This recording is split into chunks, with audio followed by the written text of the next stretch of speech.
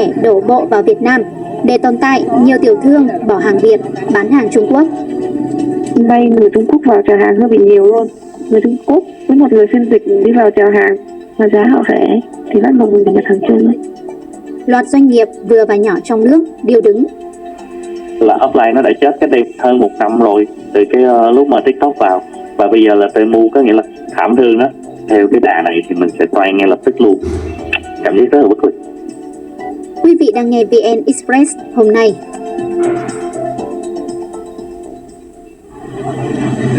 Em bây giờ cái bóng đèn này nè, bóng đèn mà sạc á. Chị Thúy Hằng bán đồ bảo hộ lao động tại Bình Dương cho biết hơn 60% hàng bán là nhập từ Trung Quốc. Tỷ lệ này cứ tăng dần theo thời gian bởi hàng Trung Quốc giá rẻ, đa dạng mẫu mã mà lợi nhuận gấp đôi hàng Việt. Nhập hàng Trung Quốc giá rẻ hơn 30%. Ví dụ hàng Việt Nam thì mình lời 10%, còn ví dụ hàng Trung Quốc mình nhập vào rẻ hơn thì mình lời được 20% hoặc là 25%. Mình người Việt thì mình bán hàng Việt rồi, nhưng mà hàng Việt giá nó cao, khó bán được, không bán được thì bắt buộc phải nhập hàng Trung mình bán thôi. Tại vì nhu cầu của khách người ta cần hàng rẻ thì mình phải nhập hàng rẻ mình mới bán được.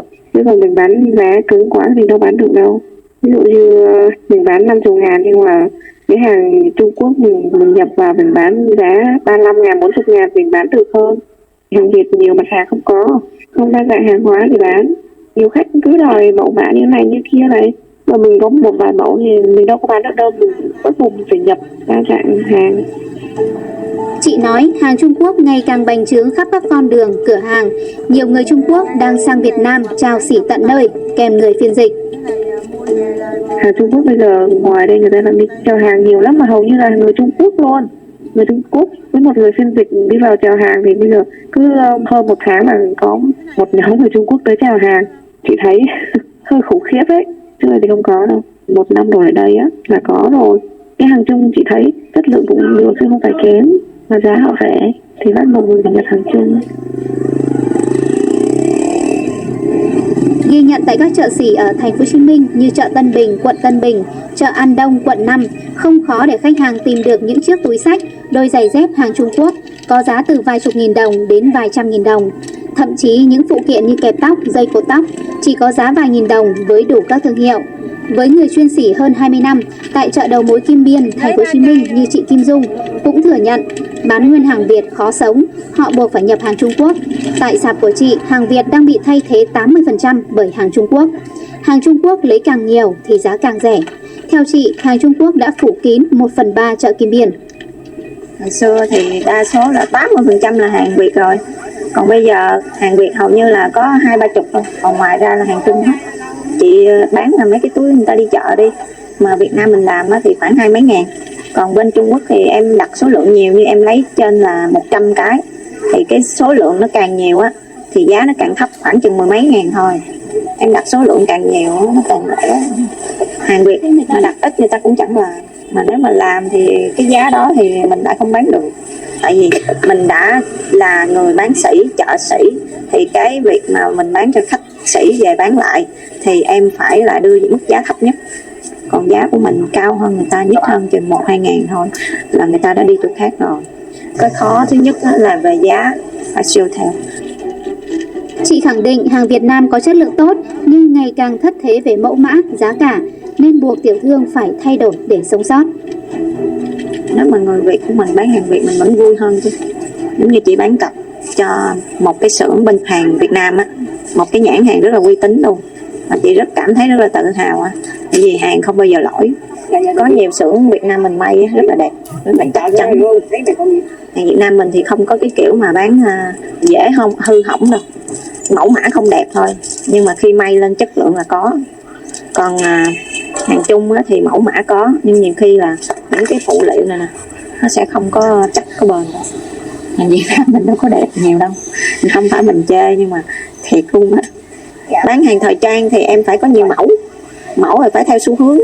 Giống như là chị bán ba lô đi, có những cái nó đang lên xu hướng, giống như mấy con Udemy hay gì, người ta sẽ lựa mấy cái đó trước, thì bên mình đâu có đâu, là phải bên Trung Quốc nó ra trước hết, bên mình mới theo sau thôi.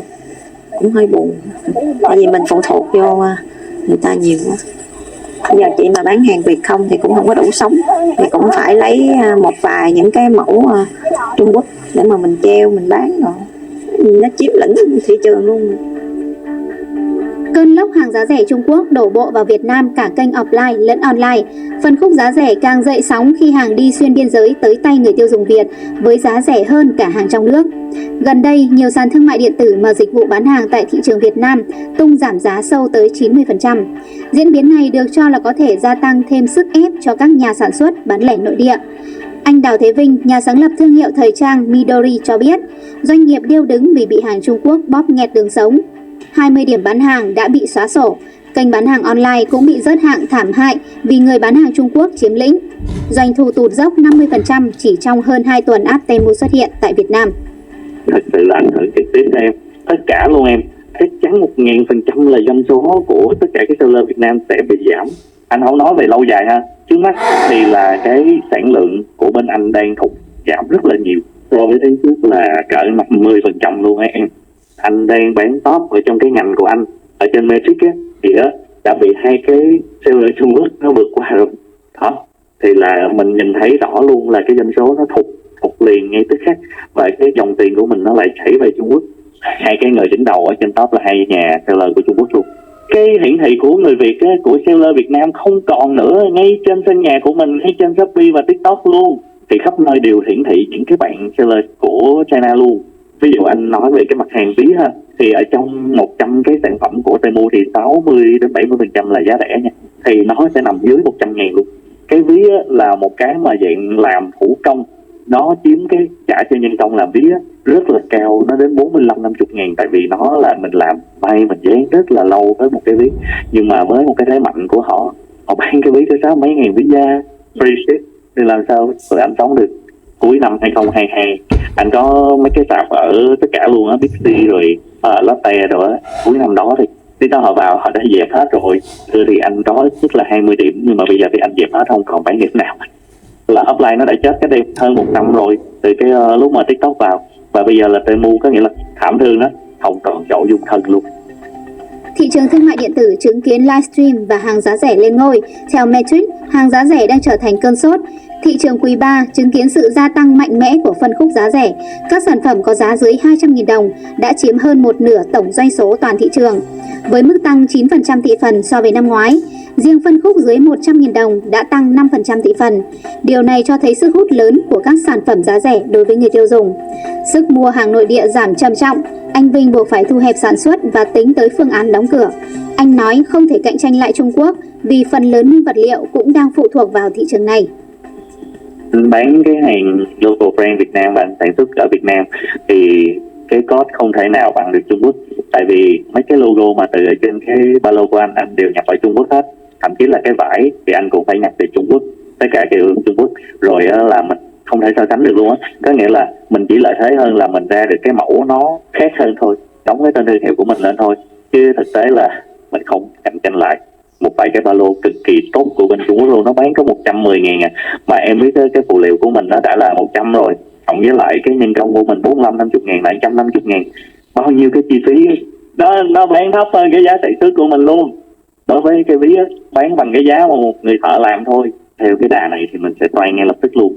Cái cách duy nhất là phải cắt giảm tất cả mọi thứ thôi, có nghĩa là mình thấy được nhưng mà mình không, cảm giác rất là bất lực. Với những người chuyên sỉ như chị Kim Dung cũng đang cảm nhận rõ mối đe dọa từ hàng giá rẻ Trung Quốc. Khâu phân phối lo sợ mất đường sống, điển hình là chợ truyền thống ế ẩm, đua nhau sang sạp, bỏ nghề. Bác sĩ bây giờ hả, người ta không có xuống đây mua nữa, ta mua trên điện thoại, còn khách mua lẻ bây giờ cũng vậy luôn. Tình hình chợ sĩ của mình từ Bắc ra Nam là đứng hình hết. Nếu như mà nhà nước không quản lý trên mạng chặt chẽ là những cái ngôi chợ truyền thống dẹp hết, không sống nổi đâu. Ở trong chợ này cũng vậy, có người cả tuần chưa bán được cái nào, rất là bi đát. Bây giờ chợ em đi phía trong là đóng cửa rất là nhiều, hoặc là đóng cho thuê hoặc là sang, nhưng mà sang hình như là không ai sang. Trước tình cảnh này, chuyên gia Đinh Thế Hiển nhận định các doanh nghiệp nhỏ đứng trước nguy cơ phá sản bị Trung Quốc thay thế. Nhà nước chúng ta, Bộ Công Thương phải nhanh chóng phát triển cái hệ thống giám sát, quản lý để bảo đảm là kiểm soát được hàng hóa tốt và cũng như là chống phá giá và chống thuế. Đó là cái chuyện thứ nhất. Nếu không thì các doanh nghiệp Việt Nam đã yếu thế trong vấn đề cạnh tranh hàng với Trung Quốc cái rẻ, mà lại càng sẽ bị yếu thế hơn bởi vì cái sự thương mại gian lận từ cái quy mô lớn này, và điều đó làm cho trong ngắn hạn các doanh nghiệp chúng ta chưa kịp thích ứng, chưa kịp đổi mới thì đã phải đóng cửa phá sản, tạo ra là cái sự đổ vỡ doanh nghiệp và thất nghiệp cho một bộ phận công nhân. Cái lo ngại thứ hai nữa là khi thương mại điện tử tràn lan thì cái người tiêu dùng chúng ta cũng sẽ khó biết được là hàng chính phẩm, hàng không chính phẩm, và cuối cùng thì làm cho những cái hàng sản xuất Việt Nam nó chất lượng tốt, đặc biệt trong lĩnh vực thực phẩm tiêu dùng, thì lại bị không cạnh tranh được với các cái hàng mà kém chất lượng, như dựa trên cái quy mô lớn, quy mô quảng cáo và cái thương mại điện tử họ tràn vào. Nhà nước cũng phải nghiên cứu để có một cái lộ trình hợp lý trong vấn đề kiểm soát kỹ thuật, vẫn có thể dùng những hàng rào kỹ thuật để chúng ta hạn chế một phần cho cái vấn đề thời gian cho các doanh nghiệp Việt Nam thích ứng. Vấn đề của một công ty thương mại điện tử họ bán giá rẻ thì vấn đề của chính phủ là xem có phá giá không, có cạnh tranh không lành mạnh không. Thì lĩnh vực này đúng là nếu như thực sự họ dùng quy mô lớn về vốn, họ cạnh tranh, họ dùng những cái chuyện về bán phá giá để mà chiếm lĩnh thị trường, thì đó là vi phạm cái luật thương mại, luật của cạnh tranh không bình đẳng. Thì chúng ta cũng chú ý là Indonesia họ đã ra những cái sắc lệnh hạn chế tối đa cái công ty online mà mới của Trung Quốc vào Indo, để họ tránh cái chuyện công ty này họ dội cái hàng giá rẻ nhưng mà chính phủ Indo chưa kiểm soát được. Vấn đề chỉ là nhà nước sẽ đưa ra những quy định hợp lý để kiểm soát việc bán hàng, kiểm soát chất lượng cũng như là thu thuế hợp lý, thì những chuyện đó vai trò của nhà nước sẽ là tốt. Thì cái việc mà hàng Trung Quốc có qua chúng ta cũng không lo. Để cạnh tranh với hàng Trung Quốc, ông cho rằng nhà nước cần tạo cơ chế cho doanh nghiệp, đồng thời doanh nghiệp cần nghiên cứu chuyển dịch sang thế mạnh của mình thay vì sản xuất dễ dãi. Chúng ta cũng phải chấp nhận và phải thấy đó là một cái cơ hội. Thương mại điện tử nó chỉ thuận lợi cho giao dịch buôn bán chứ nó không thể nào giết chết những cái hàng hóa sản xuất đặc thù của chúng ta. Các doanh nghiệp Việt Nam trong thời gian vừa qua họ quá tập trung vào xuất khẩu, đáp ứng theo những cái đơn hàng xuất khẩu của các nước phát triển là một. Thứ hai, nhiều công ty họ dồn nguồn vốn, nguồn lực vào phát triển đầu tư bất động sản để có một cái lợi nhuận tốt hơn và quy mô lớn hơn, mà họ không có đem nguồn lực đó cạnh tranh phát triển công ty để cạnh tranh với những hàng của Trung Quốc ha. Vì những công ty đầu tàu này họ phải cạnh tranh thì họ mới có tạo thành chuỗi cung ứng với công ty nhỏ. Cái thứ ba là các công ty nhỏ Việt Nam vẫn kinh doanh là dựa theo kinh nghiệm chứ không có dựa theo những cái phân tích và chọn lọc những sản phẩm mà mình có thế mạnh để tập trung từng bước lên cao đó. Mỗi doanh nghiệp phải chọn lại những cái mặt hàng mà chúng ta có thể làm được. Thậm chí nếu chúng ta không có khả năng cạnh tranh nữa thì chúng ta phải chuyển qua một cái lĩnh vực khác. Thông tin vừa rồi đã khép lại chương trình hôm nay. Hẹn gặp lại quý vị vào ngày mai.